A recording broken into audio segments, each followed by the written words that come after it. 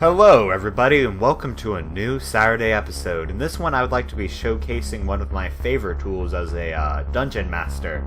This is the Dungeons & Dragons Monster Maker. I'll include a link down below where you can go and download this yourself and, express your support for the creators because they've really made this very cool, very helpful tool for pretty much any dungeon master I can think of.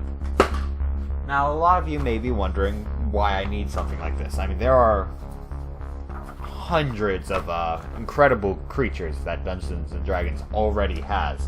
But sometimes you just want to make a unique foe, or even you just want to make sure that your party continues to be challenged, and sometimes the normal run-of-the-mill monsters just don't manage it. And that's not to say they're bad, not by any means. They're actually often I'll use one of them in order to create sort of a base for the monsters. It's just very important to know whenever you're planning a fight that if your party has already seen these monsters in another campaign, they may be entering with some unique knowledge of how they work. And if that happens, you definitely want to arrange it. So, for this monster, I'm calling it the Hound, but as you may notice, I made it an aberration, not a beast. It's large, so this is some sort of creature that looks dog-like, but it absolutely isn't a dog. It may be appearing in one of my campaigns. If you're one of my players, and I know some of them watch my channel, then you'll know that these might be a foe that you'll be seeing. So it kind of ruins the surprise of it, but honestly that doesn't matter with this creature, or at least it doesn't matter enough for me to care. So with that being said, I'm just going to start affecting things exactly towards what this creature is. So I did give it pretty high armor, pretty high hit points, because this creature is kind of made to chase down the party over an incredibly long period of time. So in response to that, I'm going to actually drop its speed. Now you might be wondering, well, what if they get on horseback? Then yeah, they can put a lot of distance in between them, but it might not matter as much as they think.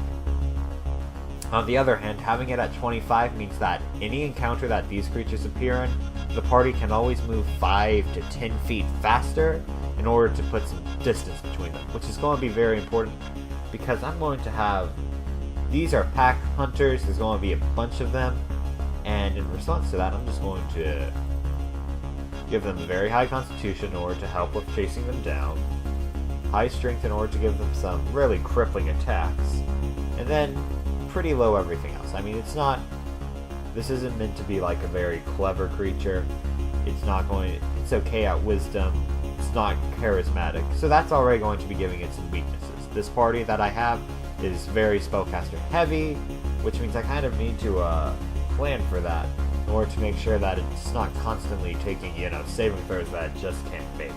So I'm just going to boost up all of these a little bit, leaving only intelligence as a really poor stat block. And I'm just going to do that just because there's barely any spells that actually affect that. Just to make it so that it's kind of inescapable, I'll give it some blind sight. I'll give it some dark vision beyond its blind sight, because keep in mind that blind sight, I'd say that you can't see beyond that, but this absolutely can. It has blind sight because it's, able to scent its foes. It can't speak, so you can't, try and wager with it. You can't attempt to see if it's intelligent. And sometimes absolutely would. I should probably change this challenge rating. I'm picturing this as a CR5. Honestly, you should never go up against a bunch of these. But, just in case you want to, it'll already be done. And fortunately with this software, it actually adds the proficiency already, so you can just take away the bonus and just immediately go and say, yeah, it's proficient in a bunch of different skills. It's good at chasing, so it'll be athletics and acrobatics. It doesn't really need to do stealth or sleight of hand. It doesn't really need any of these intelligence-based ones. It doesn't do any of this. It doesn't even have an understanding. It's kind of an animal, but it doesn't need any animal handling. Perception is very important, just because, it needs to be able to track down them. Give it a passive perception of 14, which is slightly lower than you would think, but I'd say it's important. And survival, which is good for tracking. So already this creature is shaping up to be something that can take down hunt down and find pretty much anyone. I'm not going to do any sort of damage modification. If it's vulnerable, the creature would take ×2 damage for whatever type of damage it would be. If it's resistance, it would take that much. It would take half as much. If it takes immunity, it just doesn't affect it. And it doesn't have any of those. I really enjoy having creatures with those kinds of things, but I don't think it's necessary. In this case, it's not really needed for this. So I'll generate HP, 95, already off to a good start. I'll preview it. And over in the right corner, once it loads, there is one stat block. It needs to go higher. Pretty sure I set that to 17. Someone double check that for me. But yeah, so this is already good. Like you've got all the abilities you need. You got some basic listing of what happens. Passive perception should be a 14, shouldn't it? Pretty sure you add your skill bonus to that. Is there a way to fix that? Oh, yes, passive perception. I'd imagine that just does this. Yep, there you go. So now it's a bit higher. I could have remembered that, but I don't really need to, and it's probably better to have that available in the information in case I ever share this creature with my anyone who dungeon masters as well. And I think that's definitely something that I could see myself doing. I usually share any foes that I have. And now for my favorite part, adding abilities. And for this monster, sometimes I'll add a bunch, like a recent boss that I had threw the party up against had I think 6 or 7 abilities. But in this case, it's just going to have one, and it's actually one of the most basic one. I think even wolves have this as an ability in order to give them a nice bonus. But in this case, it's very important to be able to have that it is, in fact, a pack hunter. It doesn't need to, it's not supposed to be soloing these creatures. And something like Pack Tactics is actually a really powerful buff, because that advantage means that you have a much higher chance of hitting any creature. So I'm definitely going to include this with any of these species, and I look forward to having other foes that have this ability, because let's say that you have one of these in an encounter and it seems to lure out the party, because honestly, even with a pretty high AC and hit points, this thing is manageable by like a party of, I'd say 4 4th levels, much less 5th levels, and maybe even 5 or 6 3rd level creatures. So I don't think that it's that dangerous. But this, as soon as there's more than one, suddenly it can be really dangerous. So like if they go up against one of these and then suddenly 2 or 3 appear from, the surrounding area, this foe has just become a lot more powerful. Now, for the actions, normally I would go and type in what it has for multi-attack, and this creature does have multi-attack, but in this case I'm going to list the attacks first, just to showcase how this kind of works. So, you do a bite, you decide what kind of attack it would be. This is a melee weapon attack. I'd say it's going to be a +7, very normal, that's just kind of the strength plus proficiency. It's going to attack one target, and this is something that I've recently learned for large creatures, but you're actually supposed to do double the hit dice. So where this would normally be 1d8 +8 for piercing damage, in this case it's going to be 2d8 +4, and that's going to kind of help. And in addition to doing damage, anyone who gets hit by one of these bites attacks is just going to immediately be grappled with an escape DC, let's see, 15. That should be about normal. And you just always want to add, when you have something like this grapple, that until the grapple ends, the hound cannot use its bite attack on another foe. And you might be thinking, oh, does that just mean that it can't use its bite at all? No, not at all. It can actually keep using its bite. It's just going to have to use it on the person who it's currently grappling. I've noticed some DMs who didn't realize that. I think it's kind of important that you know exactly what that does. So yeah, there's its first action. It's pretty capable of dealing a good bit of damage. However, that's only to one creature, and this thing may be facing, the entire party at any point. in which case you're going to want to give it something that I'd say is a little more basic. So it's still going to be a melee weapon attack, a +7 to hit, it can target any one creature or target, it does another 2, but in this case it's only going to be a d6, use strength +4, and on the hit, nothing much happens, because this is just going to be like slashing damage. It doesn't have any special clawing it to the ground. It does have a reach 10 because it is a large creature. But there you go, that's that. And let's preview that. Very good. Already what we need to see. And that could absolutely already be dangerous enough to change the tide, because now it has these 2 attacks. But you're going to want to show how they can be used. So you're going to say makes 1 bite attack and 2 claw attacks. And you're going to want to erase this extra V because it has the V in the name. And let's see. Now, as you can see, the multi-attack appears at the bottom, which I think is just not attractive. It's not where it would be on a normal stat block, so you can just kind of hit that, and it's back at the top. And you already have a pretty good creature. This is absolutely a respectable foe. Your party would probably not want to run into, even if I had a level 10 party, I don't think they'd want to run into 2 of these. And I'm not planning on sending these at a bunch of level 10s. Oh no. There's going to be like 5 of these at a bunch of low-level creatures.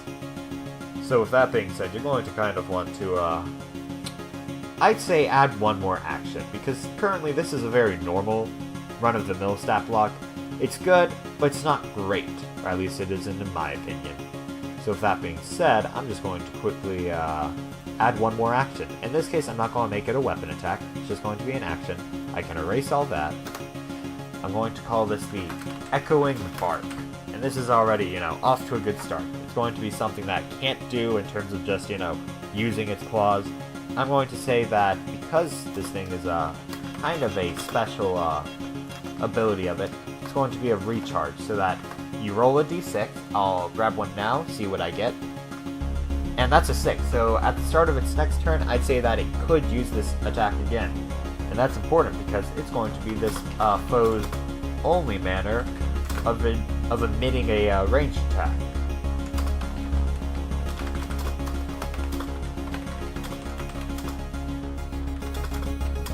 It's going to just be a cone, because I think that anytime that you have a bark like this, it should just be a cone that centers on the foe, and it can kind of issue forth from it.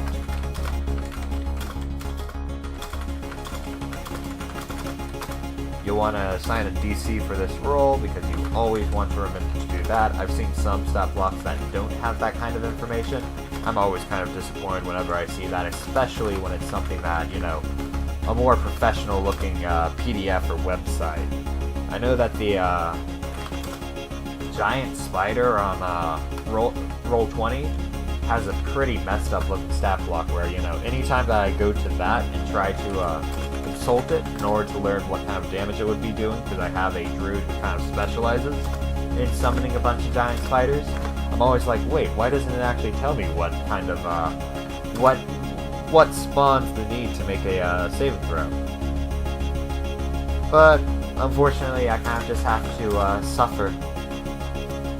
Okay, and now as you can see, I did put this to be a, thunder damage. That's because I don't want it to be stuck if it can't, deal damage with just its, biting claws, or at least not very well.